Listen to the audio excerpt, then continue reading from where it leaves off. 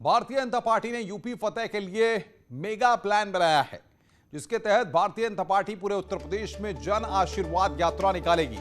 BJP के राष्ट्रीय अध्यक्ष जेपी नड्डा ने पीएम मोदी के मंत्रिपरिषद में शामिल सभी 43 नए मंत्रियों को 15 अगस्त के बाद जनता से सीधे संवाद के निर्देश दिए हैं। न्यूज 18 को मिली एक्सक्लूसिव जानकारी के अनुसार बीजेपी के राष्ट्रीय अध्यक्ष की ओर से इन मंत्रियों को लिखी चिट्ठी में जन आशीर्वाद यात्रा करने का निर्देश दिया गया है। उत्तर प्रदेश में भी सभी नए 43 केंद्रीय मंत्रियों को इस तरह के कार्यक्रम बनाने के निर्देश दिया गया है, जिससे यात्रा के दौरान धार्मिक, साधु संत, सामाजिक कार्यकर्ता, साहित्यकार, अंतर्राष्ट्रीय और राष्ट्रीय खिलाड़ी, शहीदों के परिवार और जानी मानी विभूतियों के घर जाया जा सके। तो 22 बजे की आशीर्वाद यात्रा यहां पर भारतीय जनता पार्टी की 43 नए केंद्रीय मंत्री यहां पर यात्रा निकालेंगे। आशीर्वाद जो मिनिस्टर बन के गए हैं वो कम से कम 4 लोकसभाओं का दौरा करते हुए अपनी लोकसभा में जाएंगे और आभार प्रकट करेंगे जनता के कि उन्होंने जिताया। ये आशीर्वाद लेना तो सिर्फ हमारा कर्तव्य है कि लोगों से आशीर्वाद ले, लेकिन अभी क्या होगा उसकी अभी कल्पना की जा रही है। अभी कोई रचना घर घर तक जाएंगे मंत्री आशीर्वाद लेने।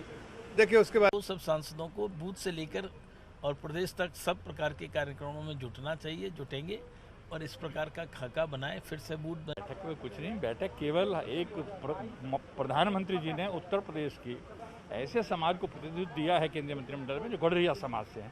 उन्होंने एक घोष दिया था, सबको बुलाया था, तो विशेष रूप। और सीधे रुख करते हैं दिल्ली का, जहां से मौजूद है हमारे संवाददाता राजीव तिवारी, जो लगातार दिल्ली में जो सियासी हलचल और जिस तरीके से मुख्यमंत्री दिल्ली में है तो उस पर नजर बनाए हुए हैं। राजीव बताइए, क्या अपडेट आपके पास है? अब सांसद जो नए मंत्री हैं वो आशीर्वाद यात्रा निकालेंगे, इधर मुख्यमंत्री को भी आज बागपत जाना है, क्या अपडेट आपके पास है?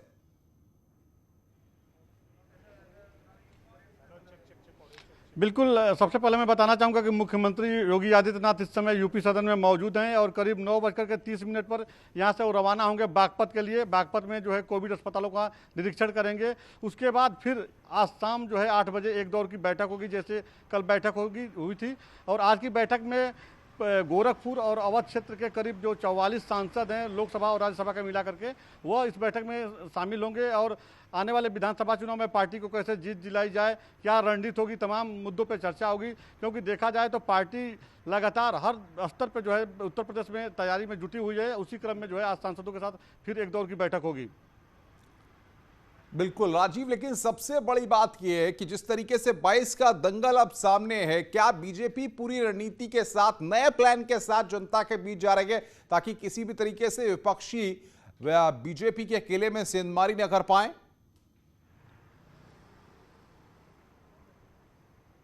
बिल्कुल, इसमें दो राय नहीं है। अगर देखा जाए तो जिस तरह से समाजवादी पार्टी की बात कीजिए या बहुजन समाज पार्टी की बात कीजिए, यह लोग जिस तरह से जातिगत समीकरण बैठा हुए हैं, ब्राह्मण कार्ड खेल रहे हैं या ओबीसी को लेकर जिस तरह से किस तरह से अपने फेवर में किया जाए, अपना रोड मैप तैयार किए हुए हैं।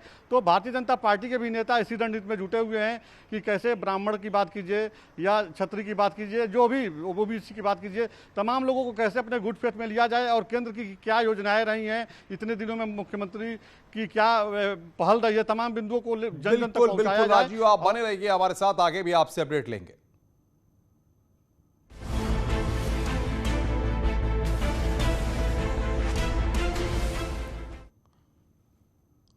2022 में बीजेपी विकास और विश्वास